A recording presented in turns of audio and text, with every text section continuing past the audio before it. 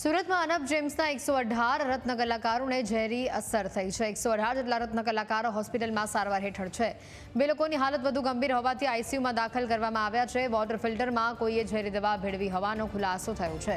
ફિલ્ટરમાં ઝેરી દવા કોણે નાખી તે મામલે સસ્પેન્સ યથાવત છે। આ કૃત્ય કરનારને પકડવા માટે પોલીસે તપાસ શરૂ કરી છે। બે લોકોની હાલત વધુ ગંભીર હોવાથી તેઓને આઈસીયુમાં દાખલ કરવામાં આવ્યા હોવાની પણ વિગત છે। વોટર ફિલ્ટરની અંદર કોઈએ ઝેરી દવા નાખી હોય અને પાણી આ રત્ન કલાકારો દ્વારા પીવામાં આવ્યું, જેના કારણે તેઓને આ ઝેરી દવાની અસર પહોંચી છે। હાલ સમગ્ર મામલે તપાસ કરવામાં આવી રહી છે। કોણે આ પ્રકારનું કૃત્ય કર્યું તેને લઈને તપાસ ચાલી છે। કાપોદ્રા વિસ્તારના અનબ જેમ્સમાં ગઈકાલે બપોરના સમયે 118 જેટલા રત્ન કલાકારોની એકાએક જ ખાનગી હોસ્પિટલમાં સારવાર માટે ખસેડાયા હતા। કારણ સામે આવ્યું છે કે પીવાના પાણીના કુલરમાં કોઈ અજાણ્યા ઇસમ દ્વારા સેલ્ફોસ નામની ઝેરી દવા છે ભેળવી દેવામાં આવી હતી અને તેને જ લઈને રત્ન કલાકારોને હોસ્પિટલમાં એડમિટ કરાયા છે। રત્ન કલાકાર સાથે વાત કરીશું। શું નામ છે તમારું? મારું નામ મેહુલભાઈ। મેહુલભાઈ, શું ઘટના બની હતી? કઈ રીતે ખબર પડી પાણીમાં સેલ્ફોસ છે? એટલે ઓફિસ દ્વારા ખબર પડી કે ભાઈ પાણીમાં આ રીતનું છે। પાણીની બોટલો ખાલી કરી નાખી। એક બોટલ પીધી હતી અમે પાણી, પછી થોડીક અસર જેવું બતાવવા માંડ્યું એટલે બધાને શેઠે કીધું કે આપણે હોસ્પિટલમાં રિપોર્ટ કરાવી લ્યો। તો બસ એ તપાસ કરી। શું અસરો શું દેખાઈ હતી પાણી પીધા પછી? પાણી પીધા પછી પેટમાં થોડુંક આમ એ રીતનું થવા માંડ્યું હતું અને ફેર સરતા બીજું કોઈ વસ્તુ એવી તકલીફ જાજી નહોતી। શું લાગે છે કોણે આ કામ કર્યું હશે? કારણ કે 118 થી 20 જેટલા કર્મચારી ત્યાં હતા। આટલા બધા લોકોની જિંદગી જોખમમાં મૂકવાવાળું કોણ હશે?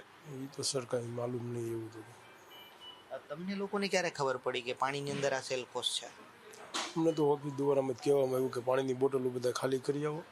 એને ખબર પડી ગઈ છે એટલે અમને બધાને કીધું, પણ પાણીમાં એ કંઈ દુર્ગંધ આવે છે પછી જોયું તો એ રીતની ખ્યાલ આવ્યો। આજે કેટલા વાગ્યા આસપાસ આ બધું શરૂ થયું હતું અને ક્યારે તમે હોસ્પિટલ આવ્યા? 9:30-10 વાગ્યા, 9:30 આ બધી વસ્તુ શરૂ થઈ હતી। અમે 12 વાગ્યા દવાખાને આવ્યા હતા, 11:30-12।